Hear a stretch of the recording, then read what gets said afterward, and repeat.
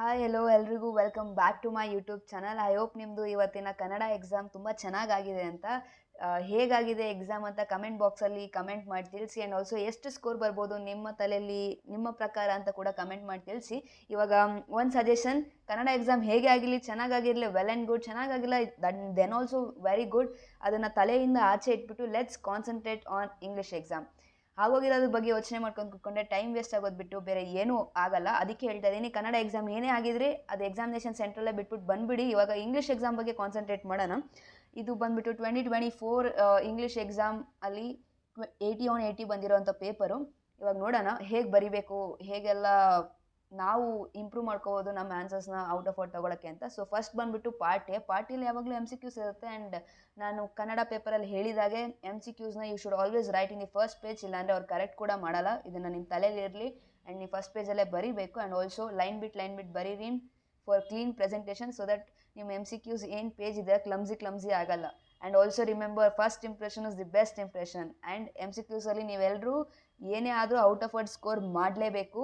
ಅದಕ್ಕೆ ಚೆನ್ನಾಗಿ practice ಮಾಡ್ಕೊಳ್ಳೋದಕ್ಕೋಸ್ಕರ ಇಂಗ್ಲೀಷ್ದು question ಬ್ಯಾಂಕ್ನ ಈ ವಿಡಿಯೋ ಡಿಸ್ಕ್ರಿಪ್ಷನಲ್ಲಿ ಹಾಕಿದ್ದೀನಿ. You can go and check. Practice ಮಾಡಿ. ಇನ್ನೂ 2-3 ದಿನ ಟೈಮ್ ಇದೆ.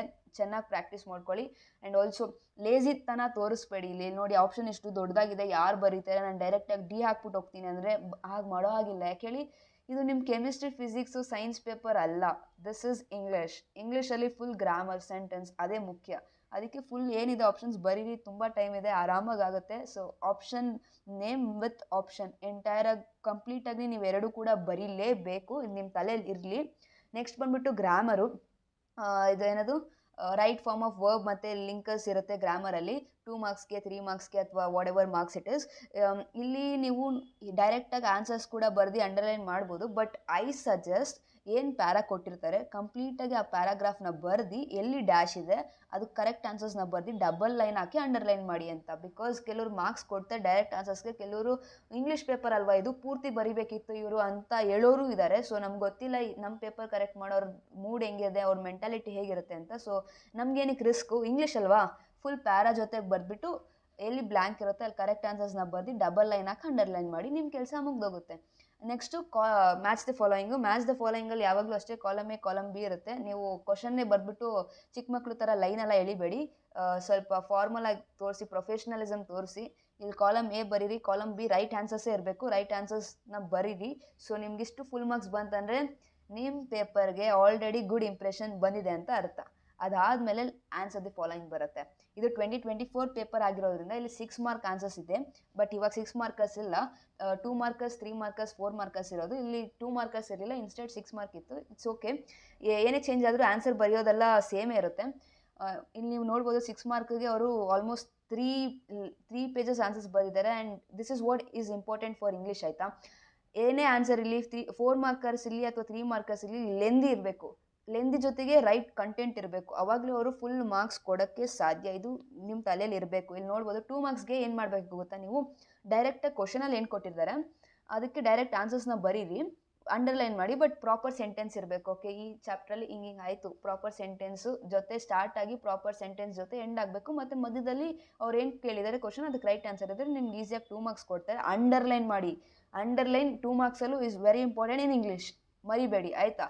ಅದಾದಮೇಲೆ 3 ಮಾರ್ಕ್ಸ್ ಬರುತ್ತೆ. 3 ಮಾರ್ಕ್ಸ್ ಅಲ್ಲ ಅಂದ್ಬಿಟ್ಟು ನೀವೇನಾದ್ರು ಬರೀ ಇಷ್ಟೇ ಇಲ್ಲಿಂದ ಇಲ್ಲಿ ತನಕ ಒಂದು ಚಿಕ್ಕ ಪ್ಯಾರಾ ಆನ್ಸರ್ ಬರೆದ್ಬಿಟ್ರೆ ನಿಮ್ಗೆ ನಿಜವಾಗ್ಲೂ 3 ಮಾರ್ಕ್ಸ್ ಕೊಡಲ್ಲ. 3 ಮಾರ್ಕ್ಸ್ ಆಗಲಿ 4 ಮಾರ್ಕ್ಸ್ ಆಗಲಿ ಅಟ್ಲೀಸ್ಟ್ ಮಿನಿಮಮ್ 1 ಪೇಜ್, 4 ಮಾರ್ಕ್ಸ್ಗಂತೂ 1.5 ಪೇಜ್ ಅಲ್ಲಿ ತನಕ ನೀವು ಆನ್ಸರ್ ರೀಚ್ ಆಗಬೇಕು. ಆ್ಯಂಡ್ 3 ಮಾರ್ಕ್ಸ್ಗೆ ಅಟ್ಲೀಸ್ಟ್ 3/4 ಪೇಜ್ ಆದರೂ ನೀವು ಬರೀಲೇಬೇಕು. This is very important. And also answers ಹೇಗೆ ಬರೆಯೋದು ಅಂದರೆ ನೀವು ಇಲ್ಲಿ ನೋಡ್ಬೋದು, ಯಾವಾಗಲೂ ಆನ್ಸರಲ್ಲಿ 3 ಇಂಪಾರ್ಟೆಂಟ್ ಥಿಂಗ್ಸ್ ಇರಬೇಕು. ಫಸ್ಟು ಆಥರ್ ನೇಮು, ಆಮೇಲೆ ಫಸ್ಟ್ ಪೋಯಮ್ ನೇಮು, ಆಮೇಲೆ ಆಥರ್ ನೇಮು, ಆಮೇಲೆ ಆ ಪೋಯಮಲ್ಲಿ ಆಥರ್ ಏನು ಹೇಳ್ಬೇಕಂತ ಹೊರಟಿದ್ದಾರೆ, ಮತ್ತು ಅಲ್ಲಿ ಏನು ನಡೆಯುತ್ತೆ, ಮತ್ತು ಅದ್ರ ಹಿಂದಿನ ಕತೆ. ಫಾರ್ ಎಕ್ಸಾಂಪಲ್ ರೋಮಿಯೋ ಜೂಲಿಯೆಟಲ್ಲಿ ಅವರಿಬ್ರದ್ದು ಫ್ಯಾಮಿಲಿ ಇರುತ್ತಲ್ಲ, ಕ್ಯಾಪ್ಯುಲೇಟ್ಸ್ ಮತ್ತು ಮಾಂಟ್ಯಾಕ್ಸ್, ಅದ್ರ ಬಗ್ಗೆ ಬರೀರಿ. ದಿಸ್ ಇಸ್ ದಿ ಇಂಟ್ರೋ, ಅಂದರೆ behind the story. Lesson start ಆಗೋಕ್ಕೂ ಮುಂಚೆ ಏನು ಸ್ಟೋರಿ ಇತ್ತು ಅದನ್ನು 2 ಲೈನ್ಸಲ್ಲಿ ಬರೀಬೇಕು. ಆಮೇಲೆ ಕ್ವಶನಲ್ಲಿ ಏನು ಕಾಂಟೆಕ್ಸ್ಟಲ್ಲಿ ನೀವು ಆನ್ಸರ್ ಮಾಡಬೇಕು ಅಂತ ಕೇಳಿರ್ತಾರೆ. ಅಂದರೆ ಒಂದು ಪರ್ಟಿಕ್ಯುಲರ್ ಸೀನ್ ಅಥವಾ ಒಂದು ಪರ್ಟಿಕ್ಯುಲರ್ ಪಾರ್ಟ್ ಆಫ್ ದಿ ಲೆಸನಲ್ಲಿ ನಿಮ್ಮ ಕ್ವಶನ್ ಕೇಳಿರ್ತಾರೆ. ಅದನ್ನು ನೀವು ಮೇನ್ ಬಾಡಿ ಆಫ್ ದಿ ಆನ್ಸರಲ್ಲಿ ಬರೀಬೇಕು. ಅದನ್ನು ಇನ್ ಡೀಟೇಲಾಗಿ ಬರೀಬೇಕು. ಅವ್ರು ಇಷ್ಟೇ 3 ಮಾರ್ಕ್ಸ್ ಕೇಳಿದ್ದಾರೆ ಅಂತ ನೀವು ಅಷ್ಟೇ ಬರೆದ್ರೆ ಆಗಲ್ಲ, ಇನ್ ಡೀಟೇಲಾಗಿ ಬರೀರಿ. ಸೊ ನೀವು ಇನ್ ಡೀಟೇಲಾಗಿ ಬರೆದ್ಮೇಲೆ ಏನಾಗುತ್ತೆ, ಲಾಸ್ಟಲ್ಲಿ ಏನು ಗೊತ್ತಾ, ಅದು ಆ ಸೀನ್ ಆದಮೇಲೆ ಏನಾಗುತ್ತೆ ಅದನ್ನು 2 ಲೈನ್ಸಲ್ಲಿ ಬರೀರಿ. ಅದಾದಮೇಲೆ ಫುಲ್ ಎಂಟೈರ್ ಪೋಮ್ ಅಥವಾ ಚಾಪ್ಟರ್ ಓದಿದ ಮೇಲೆ ನಿಮಗೇನು ಅರ್ಥ ಆಯಿತು, ಅದೇನು ಕನ್ವೆ ಮಾಡೋಕ್ಕೆ ಹೋಗ್ತಾ ಇದೆ, ಆ್ಯಂಡ್ ಆಥರು ರೀಡರ್ಗೆ ಏನು ಅರ್ಥ ಮಾಡ್ಸೋಕ್ಕೆ ಟ್ರೈ ಮಾಡ್ತಾ ಇದ್ದಾರೆ, ಇದನ್ನು ನೀವು ಬರಿಬೇಕು. This is the last para. ಇಷ್ಟು ಇದ್ರೇ ನಿಮಗೆ ಫುಲ್ ಮಾರ್ಕ್ಸ್ ಕೊಡೋದು. Because this is English. ಅಲ್ಲಿ 3 ಮಾರ್ಕ್ಸ್ ಅಂತಲೇ ಇರಲಿ, ಆ ಕ್ವಶನಲ್ಲಿ ಇಷ್ಟನ್ನೇ ಕೇಳಿರಲಿ, ಅದಕ್ಕೆ ಆನ್ಸರ್ ಇಷ್ಟೇ ಇರಲಿ, ನೀವು ಇಷ್ಟನ್ನು ಬರೀಲೇಬೇಕು. ಆವಾಗಲೇ ನಿಮಗೆ ಫುಲ್ ಮಾರ್ಕ್ಸ್ ಕೊಡೋದು. ಆ್ಯಂಡ್ ಎಸ್ಪೆಷಲಿ ಇಂಗ್ಲೀಷಲ್ಲಿ ಮಾತ್ರ ಫುಲ್ ಮಾರ್ಕ್ಸ್ ಕೊಡೋಕ್ಕೂ ಮುಂಚೆ ತುಂಬ ಜನದ ಹತ್ರ ಹೋಗುತ್ತೆ ಇವ್ಯಾಲ್ಯೂಯೇಷನ್ಗೆ. ಸೊ ಅವರು ಮಾರ್ಕ್ಸ್ ಹಿಡಿದ್ಬಿಡ್ತಾರೆ. ಅದಕ್ಕೆ ಹೇಳ್ತಾ ಇದ್ದೀನಿ, ಪ್ರತಿಯೊಂದು ಸೀನ್ ಕೂಡ ಬರಿಬೇಕು. ಇಲ್ಲಿ ನೋಡಿ ಏಜ್ ಕೂಡ ಬರೆದಿದ್ದಾರೆ, ಅಂದರೆ ನೀವು ಅರ್ಥ ಮಾಡ್ಕೊಳ್ಳಿ ಎಷ್ಟು ಇನ್ ಡೀಟೇಲಾಗಿ ಇರಬೇಕು ಆನ್ಸರ್ಸ್ ಅಂತ. ಆ್ಯಂಡ್ ಇಲ್ಲಿ ನೋಡ್ಬೋದು ನೀವು ಇವ್ಯಾಲ್ಯೂಯೇಟರ್ಸ್ ನೋಡಿ ಅಂಡರ್ಲೈನ್ ಮಾಡಿದ್ದಾರೆ, ಎಲ್ಲೆಲ್ಲೆಲ್ಲ ಓದಿರೋದಂತ ಅಂಡರ್ಲೈನ್ ಮಾಡಿದ್ದಾರೆ ಅಂದರೆ ಅವ್ರು ಅಲ್ಲೆಲ್ಲಿ ಓದಿದ್ದಾರೆ ಅಂತ. ಅದಕ್ಕೆ ಹೇಳ್ತಾ ಇರೋದು, ನೀವು ಒಂಚೂರು ಆ ಕಡೆ ಈ ಕಡೆ ಮಿಸ್ ಕೂಡ ಮಾಡಿರ್ಬೋದು, ಅದು ಅವ್ರಿಗೆ ಗೊತ್ತಾಗಬಾರ್ದು ಅಂದರೆ ಮೇಯ್ನಾಗಿ ಏನಿದೆ ಅದನ್ನು ಅಂಡರ್ಲೈನ್ ಮಾಡಿಬಿಡಿ. ಅವಾಗ ಬರೀ ಅವ್ರು ಮೇಯ್ನಾಗಿರೋದು ಓದ್ತಾರೆ. ಅದರಿಂದ ಅವ್ರಿಗೆ ಸ್ಯಾಟಿಸ್ಫೈ ಆಗಿದ್ರೆ ಮಿಕ್ಕಿದೆಲ್ಲ ನೋಡೋಕ್ಕೆ ಹೋಗಲ್ಲ, ಕಣ್ಣು ಮುಚ್ಕೊಂಡು 4 ಮಾರ್ಕ್ಸ್ ಕೊಡ್ತಾರೆ, ಐ ಗ್ಯಾರಂಟಿ. ಆಮೇಲೆ ಎಸ್ಪೆಷಲಿ ಪೋಮ್ಸಲ್ಲ ಈ ಮೆಟಾಫೋರ್ಸ್, ಪರ್ಸಾನಿಫಿಕೇಶನ್ ಅಂದರೆ ಈ ಫಿಗರ್ ಆಫ್ ಸ್ಪೀಚಸ್ ಇರುತ್ತಲ್ಲ, ಅದನ್ನೆಲ್ಲ ನೀವು ಮೆನ್ಷನ್ ಮಾಡಬೇಕು. ಯಾಕಂದರೆ ಪೋಮ್ ನಿಂತಿರೋದೇ ಫಿಗರ್ ಆಫ್ ಸ್ಪೀಚ್ ಮೇಲೆ. ಸೊ ನೀವು ಅದನ್ನು ಮಿಸ್ ಮಾಡೋ ಹಾಗೆ ಇಲ್ಲ, ಅದನ್ನೆಲ್ಲ ನೀವು ಬರೀಲೇಬೇಕು. ಕರೆಕ್ಟಾಗಿ ಕಲ್ತ್ಕೊಂಡೋಗಿ. ಪೋಮೆಲ್ಲ ಕಮ್ಮಿ ಪೋಮ್ಸ್ ಇದೆಯಲ್ಲ, ಸೊ ನೀವು ಏನು ಮಾಡಬೇಕು, ಪ್ರತಿಯೊಂದು ಪೋಮಿಂದ ಒಂದು ಆನ್ಸರ್ ಪ್ರಾಕ್ಟೀಸ್ ಮಾಡಿ. ಆ ಆನ್ಸರ್ ಹೇಗೆ ಪ್ರಾಕ್ಟೀಸ್ ಮಾಡಬೇಕು ಅಂದರೆ, ಆ ಒಂದು ಆನ್ಸರು ಇಡೀ ಪೋಮ್ನ ನೀವು ಕವರ್ ಮಾಡೋ ಥರ ಇರಬೇಕು. ಆ್ಯಂಡ್ ಎಕ್ಸಾಮಲ್ಲಿ ಕ್ವಶನ್ ಬಂದಾಗ ಅವರು ಒಂದು ಪರ್ಟಿಕ್ಯುಲರ್ ಕಾಂಟೆಕ್ಸ್ಟ್ ಮೇಲೆ ಕ್ವಶನ್ ಕೇಳಿರ್ತಾರೆ. ಸೊ ನೀವು ಆ ಪರ್ಟಿಕ್ಯುಲರ್ ಕಾಂಟೆಕ್ಸ್ನ ಸ್ವಲ್ಪ ಎಲಾಬ್ರೇಟ್ ಮಾಡಬೇಕು, ಮಿಕ್ಕಿದೆಲ್ಲ ಕಡೆ ಸ್ವಲ್ಪ ರೆಡ್ಯೂಸ್ ಮಾಡಬೇಕು. ಸೊ ನೀವು ಮನೇಲಿ ಒಂದು ಪೋಮಿಂದ ಒಂದು ಆನ್ಸರ್ನ ನೀವು ಪ್ರಾಕ್ಟೀಸ್ ಮಾಡ್ಕೊಂಡು ಹೋಗಿದ್ರೆ, ಅಲ್ಲಿ ಕ್ವಶನ್ ತಕ್ಕಂಗೆ ಒಂದನ್ನು ಎಲಾಬ್ರೇಟ್ ಮಾಡ್ಬೋದು, ಒಂದನ್ನು ರೆಡ್ಯೂಸ್ ಮಾಡಿ ಬರಿಬೋದು.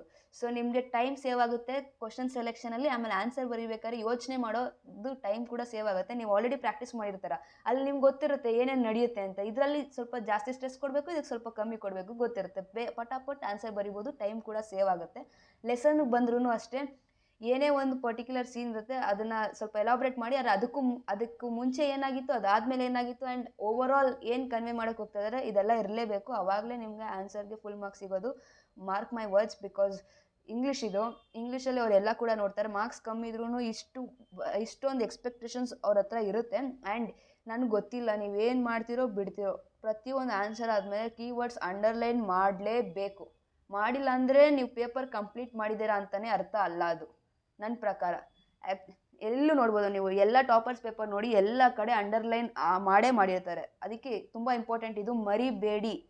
ನೀವು ಪೇಪರ್ ಸಬ್ಮಿಟ್ ಮಾಡೋಕ್ಕೂ ಮುಂಚೆ ನಿಮ್ಮ ತಲೆಯಲ್ಲಿ ಏನಿರಬೇಕು, ನಾನು ಎಲ್ಲ ಆನ್ಸರ್ದು ಕೀವರ್ಡ್ಸ್ ಅಂಡರ್ಲೈನ್ ಮಾಡಿದ್ದೀನಿ ಅಂದರೆ ಮಾತ್ರ ನೀವು ಪೇಪರ್ ಸಬ್ಮಿಟ್ ಮಾಡಬೇಕು. This is very very important, ಆಯಿತಾ.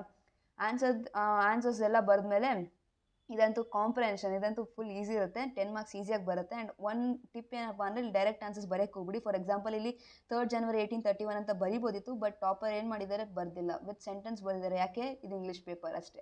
ಆಮೇಲೆ ಗ್ರಾಮರ್ ಇರುತ್ತೆ, ಇದು ತುಂಬ ಈಸಿನೇ ಇರುತ್ತೆ, ಆರಾಮಾಗಿ ಸ್ಕೋರ್ ಮಾಡ್ಬೋದು. ಆಮೇಲೆ ನೆಕ್ಸ್ಟ್ ಪಾರ್ಟ್ ಡಿಗೆ ಬಂದರೆ ಡೈಲಾಗ್ ರೈಟಿಂಗ್ ಇರುತ್ತೆ. ಡೈಲಾಗ್ ರೈಟಿಂಗಲ್ಲೂ ಅಷ್ಟೇ, ಡೈರೆಕ್ಟ್ ಎಲ್ಲಿ ಬ್ಲ್ಯಾಂಕ್ ಕೊಟ್ಟಿರ್ತಾರೆ ಆ ಆನ್ಸರ್ಸ್ನ ಬರೆಯೋದಲ್ಲ, ಕ್ಯಾರೆಕ್ಟರ್ಸ್ ಮತ್ತು ಅವ್ರದ್ದು ರೆಸ್ಪೆಕ್ಟಿವ್ ಡೈಲಾಗ್ಸ್ನ ಬರೆದು ಎಲ್ಲಿ ಡ್ಯಾಶ್ ಇರುತ್ತೆ ಅಲ್ಲಿ ನಿಮ್ಮ ಆನ್ಸರ್ನ ಬರೆದು ಅಂಡರ್ಲೈನ್ ಕೂಡ ಮಾಡೋದು ಮುಖ್ಯ. ಆವಾಗಲೇ ನಿಮಗೆ 3 ಮಾರ್ಕ್ಸ್ ಸಿಗೋದು. ಆದಮೇಲೆ ಬರೋದು ರಿಪೋರ್ಟೆಡ್ ಸ್ಪೀಚ್ ತುಂಬ ಈಸಿ, ಆಯಿತಾ. 4 ಮಾರ್ಕ್ಸ್ ಅಂದರೆ ಈಸಿಯಾಗಿ ಸ್ಕೋರ್ ಮಾಡ್ಬೋದು. ಬಟ್ ದ ಥಿಂಗ್ ಇಸ್, ನೀವು ಕರೆಕ್ಟಾಗಿ ಪ್ರಾಕ್ಟೀಸ್ ಮಾಡ್ಕೋಬೇಕು. ಯೂಟ್ಯೂಬಲ್ಲಿ ವೀಡಿಯೋ ಹುಡುಕಿ ರಿಪೋರ್ಟೆಡ್ ಸ್ಪೀಚ್ ಹೇಗೆ ಬರೆಯೋದು, ಬೇಸಿಕ್ಸ್ ಏನಿದೆ, ಯಾವ ಸೆಡ್ಡು ಟೋಲ್ಡ್ಗೆ ಯಾವಾಗ ಚೇಂಜ್ ಆಗುತ್ತೆ, ದಿಸ್ ದಟ್ ಯಾವಾಗ ಚೇಂಜ್ ಆಗುತ್ತೆ, ಅದನ್ನೆಲ್ಲ ನೀವು ನೋಡ್ಕೋಬೇಕು. Because you are reporting the speech. This are the very basic things in reported speech. So ಇದನ್ನು ಕರೆಕ್ಟಾಗಿ ನೋಡಿಕೊಂಡು ಪ್ರಾಕ್ಟೀಸ್ ಚೆನ್ನಾಗಿ ಮಾಡಿ 4 ಮಾರ್ಕ್ಸ್ ಈಸಿಯಾಗಿ ಬರುತ್ತೆ. ಆ್ಯಂಡ್ ಆದಮೇಲೆ ನೋಟ್ ಮೇಕಿಂಗಲ್ಲೂ ಅಷ್ಟೇ, ಎಲ್ಲಿ ಬ್ಲ್ಯಾಂಕ್ ಕೊಟ್ಟಿದ್ದಾರೆ ಅದನ್ನು ಮಾತ್ರ ಬರೆಯೋದಲ್ಲ, full flow chart arrow marks ಜೊತೆನೇ ಬರಿಬೇಕು. ಪೇಪರ್ ಇಂಪ್ರೆಷನ್ ಬಿಲ್ಡ್ ಮಾಡಬೇಕು. ಆಲ್ರೆಡಿ ಬಿಲ್ಡ್ ಆಗಿದೆ, ಅದನ್ನು ಕ್ಯಾರಿ ಮಾಡಬೇಕು, ಎಲ್ಲೂ ಕೂಡ ಬ್ರೇಕ್ ಆಗೋಕ್ಕೆ ಬಿಡಬಾರ್ದು. ಬಿಕಾಸ್ ಅಟ್ ಎನಿ ಪೇಜ್ ಅವ್ರು ನಿಮಗೆ ಮಾರ್ಕ್ಸ್ ಕಮ್ಮಿ ಕೊಡ್ಬೋದು, ಅದಕ್ಕೆ ನೀವು ಅವಕಾಶ ಮಾಡ್ಕೊಳ್ಬೇಡಿ. ಅದಕ್ಕೆ ಹೇಳ್ತಾ ಇದ್ದೀನಿ, ಏನೇ ಮಾಡಿದ್ರೂ ಕರೆಕ್ಟಾಗೆ ಫುಲ್ಲು ಕ್ವಶನ್ ಎಷ್ಟೇ ಉದ್ದ ಇರಲಿ ನೀವು ಕೇರ್ ಮಾಡೋ ಹಾಗಿಲ್ಲ, ಎಲ್ಲನೂ ಬರಿಬೇಕು. ಆಮೇಲೆ ಎಲ್ಲಿ ಬ್ಲ್ಯಾಂಕ್ ಇರುತ್ತೆ ಅದನ್ನು ಬಾಕ್ಸ್ ಹಾಕಿ ಅಥವಾ ಅಂಡರ್ಲೈನ್ ಮಾಡಿ ತಿಳಿಸ್ಬೇಕು. This is the blank given in the question paper and this is what my answer is ಅಂತ. ಅದಾದಮೇಲೆ ಬರೋದು job application, very very important and easy 5 marks. ನೀವು ಮನೇಲಿ 10 ಸಲ ಪ್ರಾಕ್ಟೀಸ್ ಮಾಡ್ಕೊಂಡು ಹೋಗ್ಬಿಟ್ರೆ, ನೀವು ಆಲ್ರೆಡಿ ಎಕ್ಸಾಮ್ ಹಾಲಲ್ಲಿ ಕೂತ್ಕೊಳ್ಳೋಕ್ಕೂ ಮುಂಚೆ 5 ಮಾರ್ಕ್ಸ್ ನಿಮ್ಮ ಜಾಬಲ್ಲೇ ಇರುತ್ತೆ. ಅದು ಜಾಬ್ ಅಪ್ಲಿಕೇಶನ್ ಅಂದರೆ. ಅದಕ್ಕೆ ಇಲ್ಲಿ ಏನು ಪ್ಯಾಟರ್ನ್ ಇದೆ, ಈ ಪ್ಯಾಟರ್ನ ನೀವು ಒಂದು 10 ಸಲಿನೋ 20 ಸಲಿನೋ ನನಗೆ ಗೊತ್ತಿಲ್ಲ, ನೀವು ಎಷ್ಟು ಸಲಿನಾದ್ರು ಪ್ರಾಕ್ಟೀಸ್ ಮಾಡ್ಕೊಳ್ಳಿ. ಈ ಪ್ಯಾಟರ್ನಲ್ಲಿ ಒಂದು ಮಿಸ್ಟೇಕ್ ಕೂಡ ಆಗಬಾರ್ದು. ನೀವು ನೋಡ್ಬೋದು XXX YY date, to address, ಆಮೇಲೆ ಸಲ್ಯೂಟೇಷನು, ಸಬ್ಜೆಕ್ಟು, ರೆಫರೆನ್ಸು, ಬಾಡಿ, ಇಷ್ಟೇ ಇರೋದು. ತುಂಬ ನಿಮ್ಮ ತಲೆಯಲ್ಲಿ ಕೂತ್ಕೊಂಡು ಬಿಟ್ಟಿರಬೇಕು. ಆಲ್ರೆಡಿ 5 ಮಾರ್ಕ್ಸ್ ನಿಮ್ಮ ಜಾಬಲ್ಲಿ ಇಟ್ಕೊಂಡು ನೀವು ಎಕ್ಸಾಮಿನೇಷನ್ ಹಾಲ್ಗೆ ಹೋಗಬೇಕು. ಆ ಥರ ನೀವು ಇದನ್ನು ಪ್ರಾಕ್ಟೀಸ್ ಮಾಡ್ಕೊಂಡು ಹೋಗಬೇಕು. And always start the job application from a fresh page. ಒಂದು ವರ್ಡ್ ಎಂಡ್ ಆಗಿದ್ರು ನೀವು ಅಲ್ಲಿ ಬರೆಯೋಗಿಲ್ಲ, ನೆಕ್ಸ್ಟ್ ಪೇಜಸ್ ಸ್ಟಾರ್ಟ್ ಮಾಡಿ. ಪೇಜಸ್ ತುಂಬ ಇರುತ್ತೆ, ಕಂಜೂಸ್ ಮಾಡಬೇಡಿ. ಐ ಗ್ಯಾರಂಟಿ ಪೇಜಸ್ ತುಂಬ ಇರುತ್ತೆ. ಆರಾಮಾಗಿ ನ್ಯೂ ಪೇಜಲ್ಲಿ ಸ್ಟಾರ್ಟ್ ಮಾಡಿ. ನೆಕ್ಸ್ಟ್ ಪೇಜ್ ಬಂದ್ಬಿಟ್ಟು resume. Resume is also very important, ಆಯಿತಾ. ರೆಸ್ಯೂಮೆಲಿ ಮೇನ್ ಇಂಪಾರ್ಟೆಂಟ್ ಥಿಂಗ್ ಏನಪ್ಪ ಅಂದರೆ, ಈ ಬಾಕ್ಸ್ ಹಾಕಿ ಏನು ನಿಮ್ಮ ಕ್ವಾಲಿಫಿಕೇಷನ್ಸ್ ಬರಿತೀರಾ, this is very important. And ನಿಮ್ಮ ಕ್ವಾಲಿಫಿಕೇಷನು ಕ್ವಶನಲ್ಲಿ ಕೇಳಿರೋದಕ್ಕೆ ತಕ್ಕಂಗಿರಬೇಕು. ಅಥವಾ ABCD ಹಾಕಿದ್ರೆ ನಡೆಯುತ್ತೆ, that's not a big issue.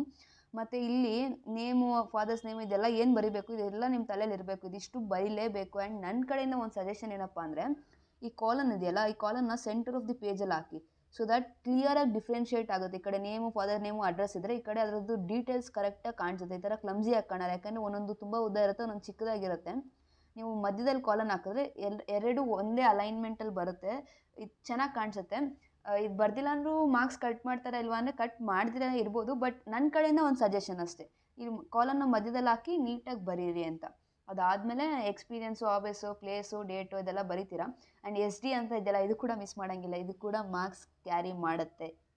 ಎಲ್ಲಿ ತನಕ ಅವ್ರು ಪ್ಲೇಸ್ ಕೇಳಲ್ವೋ ಅಲ್ಲಿ ತನಕ ನೀವು ಆಲ್ಫಾಬೆಟ್ಸ್ನ ಯೂಸ್ ಮಾಡಬೇಕು, ಏನೋ ಪ್ಲೇಸ್ ಬರೆಯೋ ಹಾಗಿಲ್ಲ, ಆಯಿತಾ. This is also very important. ನೀವು ಇಷ್ಟು ಬರೆದ್ಬಿಟ್ರೆ 5 ಮಾರ್ಕ್ಸ್ ಈಸಿಯಾಗಿ ಕೊಡ್ತಾರೆ. ಸೊ ಈ ಜಾಬ್ ಅಪ್ಲಿಕೇಶನ್ನ ಮಾತ್ರ ತುಂಬ ಚೆನ್ನಾಗಿ ಪ್ರಾಕ್ಟೀಸ್ ಮಾಡ್ಕೊಂಡು ಹೋಗಿ. 5 ಮಾರ್ಕ್ಸ್ ನಿಮ್ಮ ಜಾಬಲ್ಲಿದೆ.